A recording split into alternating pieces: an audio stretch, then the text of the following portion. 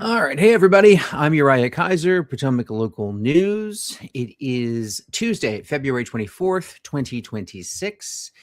And I'm going to be going over some of the stories that we are covering. We are watching here at Potomac Local, here at PLN. Got to get that right. Was it Potomac Local News, PLN? What do you think? Let me know. Potomac Local News, PLN. What's right for this video stuff here? We've been Potomac Local News forever online, potomaclocal.com. And so I always, if you've been with us for a long time, that's what people have called us, Potomac Local or Potomac Local News. But here on video, everything's so cool and new for, print guys who've been doing video, or at least new to video or recent to video or whatever.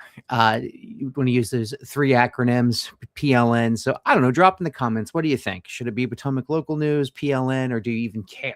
All right, that's the other one. Couple things we're watching today. We're going to be talking about VRE and its transformation plan to become a regional rail provider.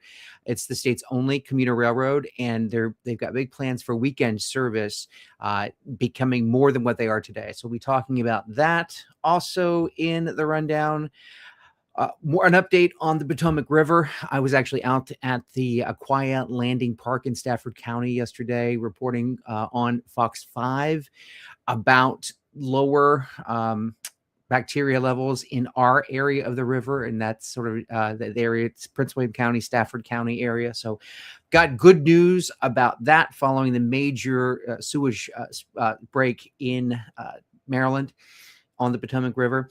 Then we're going to talk about the Roanoke College poll about redistricting and what Virginians are saying about redistricting in Virginia, about the new congressional maps, the new 10-1, 10 Democrat, 1 Republican map, and what Democrats are doing, what many are calling a power grab to unseat Republicans and flip districts to Democrats in that effort. Be surprised to hear majority of Virginians don't like it. Get into what they're saying about that. And we're also going to talk about the economy, right? Talking about jobs, talking about what has happened since Abigail Spanberger has taken office in January. We've seen a mixed bag when it comes to the economy here in Virginia. So we're going to start out here today with VRE, and it is outlining an ambitious plan to expand in the region. Got that story here pulled up. So the VRE has a new CEO. Her name is Katie Choe. She was appointed earlier this year in 2025. There she is. She started in January 20th, and she succeeded Rich Dalton, who was the longtime CEO of VRE. She is immediately succeeding Dallas Richards, who was the interim CEO put in after Rich Dalton. And this past Friday, she presented her first major plan to the VRE Operations Board. Her plan, her vision as it sits, is to transform Virginia Railway Express from a weekday commuter-only service to a full regional rail system by 2030. Presumably, that would mean being able to get on the train, a VRE train, and not just take it into D.C., but take it to perhaps into Maryland, perhaps further south into Virginia, where VRE commuters typically don't travel. So this would mean a major boost to service, tripling or quadrupling reverse peak, or what she called counter commute trains, and nearly doubling the daily trains on both the system's Fredericksburg line, which runs along I-95, Interstate 95, and the Manassas line, which runs parallel to Interstate 66. So in addition to doubling those, we're looking at express service expansion, 4 more trains on the Fredericksburg line, 9 more trains on the Manassas line. When it comes to off-peak increases, doubling or tripling all on each line for all-day flexibility. So what they're saying is, now you can take VRE in the morning to get into Washington, D.C. You can take it in the afternoon to get out and back home. But what they're looking at doing is doing a day-long service, running service from the suburbs into Washington, D.C., and then back again throughout the day. But here's the kicker, right? Here's the thing that we've been talking about for a long time, and many are wondering when this is going to happen, and that is weekend service. When will people be able to get on the train with their friends, with their family, go to Washington, D.C., go see the sites, the museums, maybe, catch the metro, go to the zoo, go exploring when you're not going to work, right? And that is part of the plan. According to Chloe, who presented her plan again on Friday, there will be a robust service beyond experimental Saturdays to include Sundays as well. So we've been talking about Saturday service on VRE. That's sort of a rollout that was big in 2025. And now for the first time, we have heard potential Sunday service as well.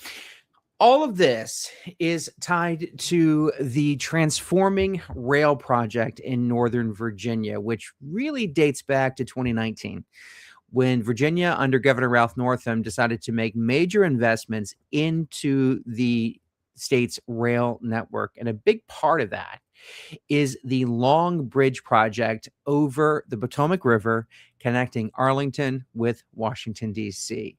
For the longest time, that bridge, the existing bridge that carries the VRE trains today, known as the Long Bridge, has been regarded as one of the biggest bottlenecks on the East Coast for rail traffic.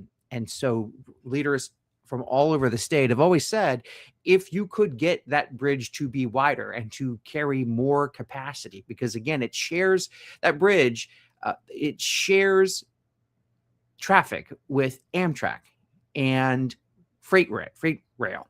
CSX trains run across that bridge as well. So there had been many times, it's a regular occurrence, that VRE trains often have to stop, wait for the next train to pass, because on the freight line, which CSX owns that line, they get priority. Freight trains get priority ahead of these commuter lines, these commuter rail trains. And so that's always been a capacity issue there. That is being fixed. That project is underway.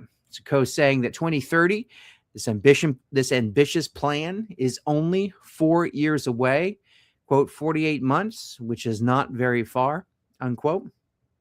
Her priorities are infrastructure, delivering it on schedule, the ability to retain riders, and ridership growth through marketing.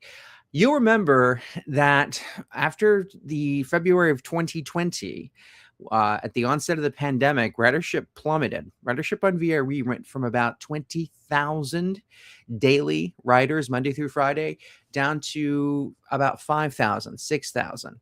And it is slowly recovering from that, but is nothing like it was back in February of 2020 prior to the pandemic. So they're always now, one of the key things VRE is talking about consistently at these board operational meetings is how to attract more riders. They have done several marketing pushes. They've worked with TV stations, radio. You've probably heard an ad or seen an ad for Virginia Railway Express. So it looks like they'll be doing more of that. The board approved about $10 million for a construction management contract for the Broad Run maintenance and storage facility expansion. This is out at the end of the Manassas line in Manassas at the Manassas Regional Airport. Essentially what they're doing is working to expand that train storage yard to store more trains at the end of the line so they can run more trains throughout the day. Generally, when trains go to DC, under the current system, they go to DC, they're stored either in tunnels or DC or Union Station for the day, and then they return back out during the afternoon runs. But what this Broad Run expansion, officials have always said, if they could get that lot there at Broad Run at the Manassas Regional Airport larger, they could hold more trains, and that would make it easier to produce more service, to accommodate more service. So this is a huge win for Prince William, Stafford, Fredericksburg, anybody who takes these trains, because if you're used to taking these trains, a lot of people swear by these trains. They love these trains because you get on, you get to your destination in relative quiet. There's Wi-Fi. You can drink a coffee. It's a easy commute. You don't have to worry about shifting lanes, other drivers. You get off the highways, you get on the train, you get where you're going. And so one of the other pluses that officials always tell us is that these trains reduce traffic. They take cars off of 95, off of Route 1, and that's what they're looking to do here with more service. So it's coming. We're hearing again from the new CEO and her plans. We'll be watching. The VRE board meets on a regular basis, and we cover it. We always we cover VRE more than anybody in the region, if not Virginia. Go to potomaclocal.com for our continuing coverage on this, and check back here. We'll keep you in the loop on what's happening with VRE. All right, I'm gonna get some water.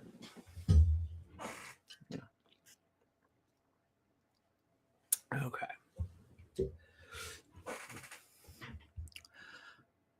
All right, let's see if I can pull up a picture of the marina or the Prince William Marina. Maybe they have there's Prince William Marina. We're going to talk about the marina next. If they have a live cam, because I want to see that. Let's see, Prince William Marina live cam.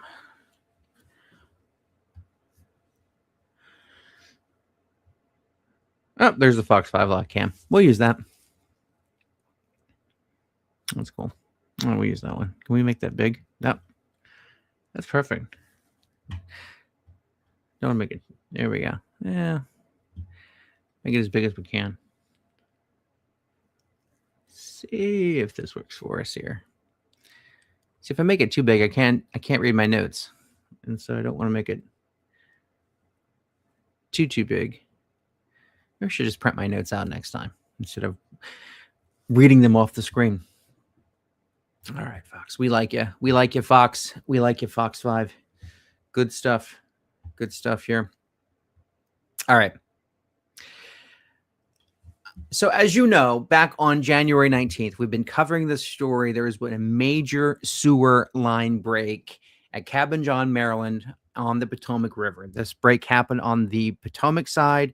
Hundreds of millions of gallons of raw sewage poured into the Potomac River, and that had sparked major concern about river quality, E. coli, staph infections.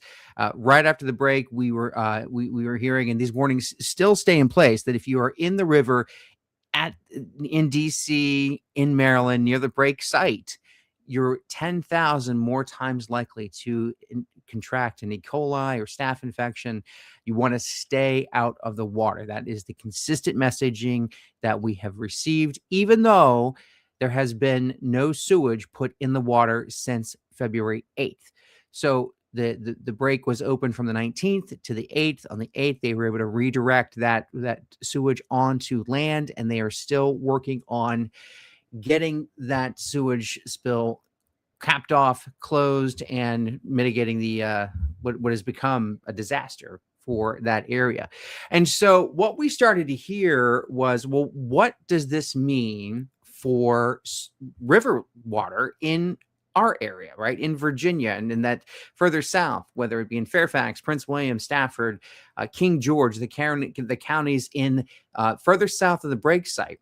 And what we found out was that the state had issued a warning for 73 miles along the river from the break site in Cabin John, Maryland, down to the Route 301 bridge near Dahlgren. And they essentially told everybody, hey, listen, stay out of the water. Do not go in the water. There's nasty stuff in the water. All the stuff I mentioned, the contaminants, the fecal matter, E. coli, staph infections, you would be at risk for contracting any of these things. And so they issued this blanket warning for 73 miles. And that got the attention of some marina owners, especially in the Woodbridge area, who tell me that, there are certain centers along the Potomac River where boating is very popular. One of them being in DC, the next in Woodbridge, and then perhaps further south, as you get closer to the bay, there are pockets, but Woodbridge is a major hub for boating, recreational boating on the Potomac River.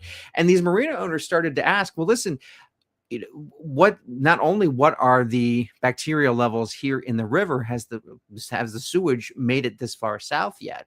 But they started to wonder, are our customers actually in danger? Should they avoid the water? The health department did approach a group of marina owners in Woodbridge. They did ask to put up signs. They asked them to put up these signs warning that the water was unsafe. Do not enter the water. And the marina owners eventually, I spoke with them yesterday on Monday, the 23rd of February. They did tell me they would put up those signs warning river boaters, swimmers to avoid contact with the water. But yet still they wanted data. They wanted some data to back up these claims from the state that the river was in fact dangerous where they are. The state finally gave some information to us, and we were the first to break the story here on PotomacLocal.com. So the Virginia Department of Environmental Quality and the Virginia Department of Health, they released sampling results on February 20th that they took from February 17th. These results came from 25 sites over 49 miles of the Potomac River, from the Chain Bridge down to the Potomac Creek in Stafford County. They included tributaries in Prince William County like Quantico Creek and Powell's Creek. There was also some shellfish beds down near Colonial Beach that they looked at as well. And all main stem Potomac samples are below. This is the good news. They are below the EPA recreational threshold. So that means that the levels of E. coli and staph and all the nasties that are in this water are well below the threshold. Quantico Creek is very low or none at all. Most samples are at below detection limits for fecal or coliform E. coli. So it follows, again, that January 19th, 2026 Potomac interceptor collapse in Maryland that started discharging sewage all over the place. So that's good news, right? That's good news for the marina owners who wanted proof and they wanted some data. They also stepped up and they did their own collection sampling, and they took their own data samples. We're still waiting to hear back from them. We've not heard what their samples say, but in the meantime, the state has done its sampling, and for now, the numbers are good. We'll stay on this. We'll keep you up to date on what they find in the river. You can find out more by liking and subscribing here and dropping your thoughts in the comments. Are you going to go out this summer on the Potomac? Are you excited about boating season? I mean, are you an avid boater on the Potomac River? Let us know. Do you keep your boat in Woodbridge? Have you moved your boat from the Potomac River to another body of water, such as the Rappahannock, or over to another, or in Maryland, perhaps Annapolis on the bay? Let us know in the comments what you think about all this. If you think the river is safe, and if you will be back on the river this summer. Thanks for watching. All right, I'm getting some more water.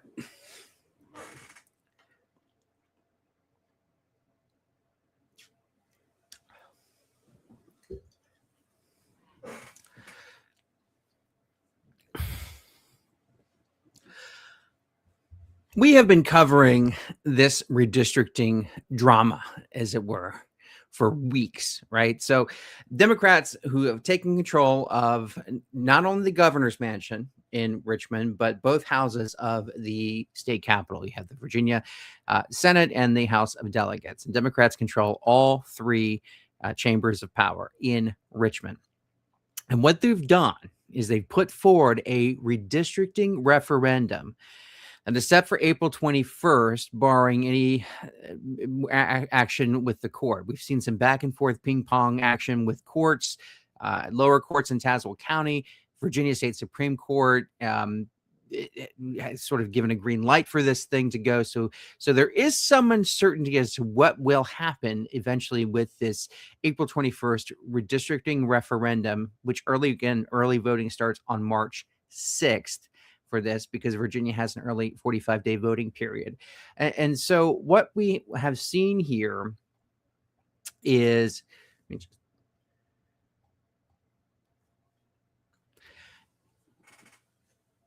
so what we have seen is this effort to do away with the current set of maps that have 6 Democrats who represent in Congress, essentially congressional seats, and create a 10-1 map for Democrats, meaning 10 Democrats, 1 Republican, which essentially the whole goal here is to change the makeup of the House of Representatives in Washington, to give Democrats in Washington at the federal level more power. But before that happens, it has to go through a referendum here in Virginia, because what the referendum is essentially seeking permission to change election redistricting rules temporarily between now and 2030, so Democrats can redraw these districts in which they have proposed. And so what a key survey from the Roanoke College Institute for Policy and Opinion Research released just yesterday on February 23rd, the survey finds that of 800 adults, 62% favor current redistricting method. So I'm going to pull that up here if I need to see if that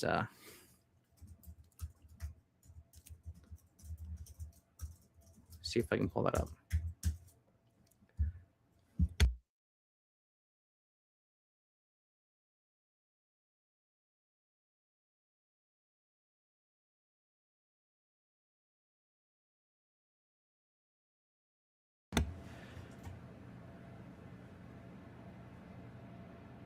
Getting this up here. Got it. So 62% of this of respondents to this survey found they said they like redistricting the way it is. And how is it now? In 2020, voters went to the polls and decided that overwhelmingly they were going to take redistricting, essentially drawing the congressional district maps, all maps for political districts in Virginia, take it out of the hands of politicians and put it into the hands of an independent, bipartisan redistricting committee, right? That was what they decided. That's what voters decided in 2020. But since other states like Texas have moved to do mid-decade redistricting processes, essentially redrawing their maps in Texas and other states, this is Democrats who now control Virginia have responded in kind, and this is their map. And so what they're saying is this will ensure what they're calling this fair elections. The opponents of this say that it is egregious, in these maps will institute Democrats in power for many years to come, based upon the way the districts are drawn, because the districts, how they are drawn, they spaghetti outward from Northern Virginia, which is very heavily populated, very heavily Democratic in terms of the number of the Democrat votes that Northern Virginia pulls in. And so what you have is districts that span from Northern Virginia out to the western parts of the state, such as Rockingham County and Staunton, down to the south from Alexandria down to the Yorktown area. So Virginia's very, it's made up of very different, Virginia's a diverse state with different needs and different people who live across its different regions of Virginia. And so what many opponents to this are saying is you're tying people who have very little in common with Northern Virginia directly to Northern Virginia. And because these districts will be so heavily weighted from voters in Northern Virginia, people who live well outside Northern Virginia may only see their congressperson when they're running for re-election, right? Because they know that their votes are so few, far between. there's a very likelihood that they won't see them all that often. So on these proposed constitutional amendments for mid-decade redistricting, 52% said they would vote against the redistricting amendment that looks like it will go forward here this spring. 44% said they were for it. 4% said they were sure. I should say unsure. 44% said they were unsure. So one of the poll questions, a hypothetical referendum, if it were held today, that was one of them. And the context here is the General Assembly pushing the amendment amid debates. Like I said, it includes potential this special election April 21st. So this is interesting. We're seeing that the majority from this poll, the majority of people are against this referendum. But that's not what we're seeing when it comes to the money behind pushing the commercials that you're seeing on television, YouTube, wherever you're watching. We've seen many advertisements urging people to vote yes for this, but we're not seeing a lot of commercials, not only seeing a lot of paid advertising for the opposing argument for this referendums. But it looks like, according to this poll, majority of people are against it. So we'll see how it goes. Like I said, these districts they're heavily weighted in Northern Virginia, and there's maybe a lot of people, especially in the southwest part of the Virginia, south side part of the Virginia, central part of Virginia, who may not like that very much, because as the districts are drawn now, some of them, a few of them lean. I should say the majority of them lean one way. Majority of them lean Democratic or Republican. The 7th district, which includes the Fredericksburg area, portion of Prince William County, Stafford County, out toward Culpeper, that is the state's, as the maps are currently drawn, that is the only competitive district that could flip either way. And that's why it's so fun to cover, because you really never know which way it's going to go. But under the proposed, what they're talking about, what they're putting forward to voters, 10 Democrats solid to 1 Republican solid. By the way, that they are drawn by the politicians in Richmond that were put out here recently. So what do you think? Do you agree with the poll? Do you think that redistricting should be done by an independent commission? Do you think that voters should have already spoken on this and should not have to worry about this until the actual redistricting process comes around in 2030? Again, this is a decennial process every 10 years. So do you plan to vote in the referendum? Do you support a 10-1 map? Do you think Democrats have the answer? Democrats should be the ones in charge. And because of what other states are doing, and as an answer to President Trump in the White House, do you think Virginia should be sending more Democrats to Washington to combat what the president is doing and the President Trump's policies? Let us know in the comments. We want to hear from you if you agree with this poll. Again, 62% current redistricting, they support the current method of redistricting. 52% said they would vote no in this referendum. Are you part of that 52%? Tell us why, or tell us why not. Thanks for watching. Please sure to like and subscribe, and we'll see you on the next one.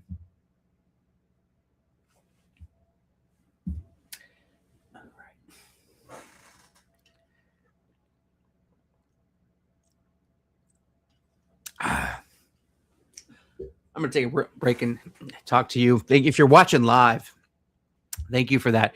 I'm doing these these videos here in succession, one after the other, sort of batching them together, as you will. And I'll be cutting these segments into individual videos and posting them later this week. But thanks for watching live. We certainly appreciate you being here. And feel free to comment. Feel free to chime in. I always enjoy hearing from you.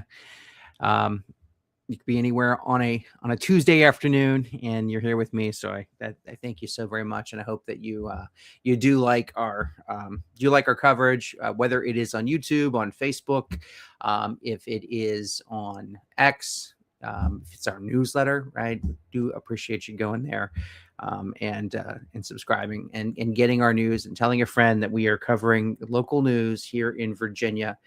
So I appreciate all that. Thank you.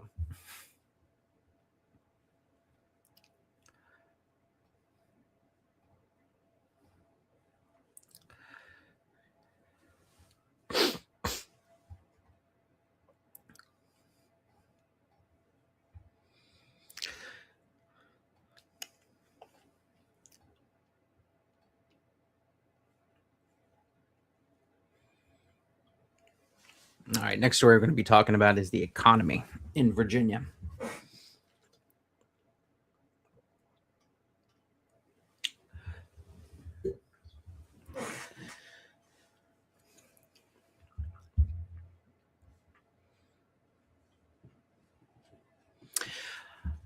Well, when it comes to Virginia's economy, it is a mixed bag in what we're seeing out there. Hello, everyone. I'm Uriah Kaiser. I'm the founder and publisher of Potomac Local. You're watching PLN on YouTube right now. And we have been watching the numbers when it comes to job losses and job gains since Abigail Spanberger has taken over as governor here in Virginia. So please like this video, please like and subscribe, hit that bell notification so you can be notified when we post new content about Virginia and what's happening statewide, what's happening locally, and what's happening obviously where you live, so you can stay ahead of what's going on in Virginia. So we have seen this Boeing departure from Virginia was big news. It's certainly been it has been raising eyebrows, especially because they've not been here that long. They came in 2022, set up shop in Arlington, and they posted this press release here. Boeing named St. Louis, essentially telling us that it's moving the Virginia operation to St. Louis, to the site of the headquarters at Boeing Defense, Space and Security. The move emphasizes the company's leadership commitment to being present and engaged with teammates who are designing, producing, and delivering vital defense space products and capabilities for customers in the U.S. and around the world. So it looks like 18,000 plus employees are moving will be working in the St. Louis region. Many of them are coming from Virginia. We had the announcement from Boeing. They would, of course, be moving their Arlington, Virginia operation to St. Louis. So we are seeing that is coming on top of job cuts from other companies as well. So we've seen actually nearly 1,000 job losses recently on top of the Boeing announcement.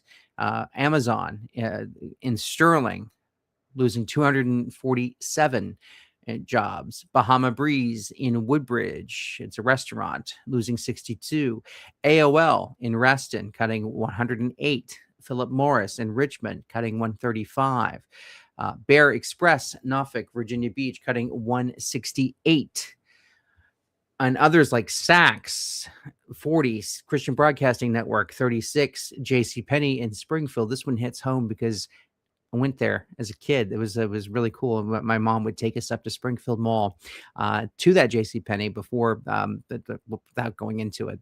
There wasn't a lot around back in the mid 80s where we were growing up, and Springfield Mall had a lot of stores, and we went there, and it was fun to ride the escalator as a kid at Springfield Mall. But unfortunately, sad news there. They're closing 74 jobs being lost. And so it looks like, and so that is on top of the Boeing, which is losing 68 jobs in Virginia. So that's part of a reorganization there at Boeing, but that was a big news as soon as Governor Abigail Spanberger came in, and as I said, started raising eyebrows.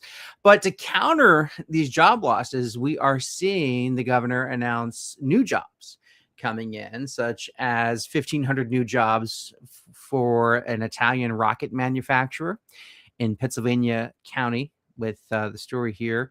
Cardinal News, Italian rocket manufacturer to bring 1,500 jobs, a $500 million investment to Pittsylvania County. This is down there on the south side, Virginia, near the North Carolina border.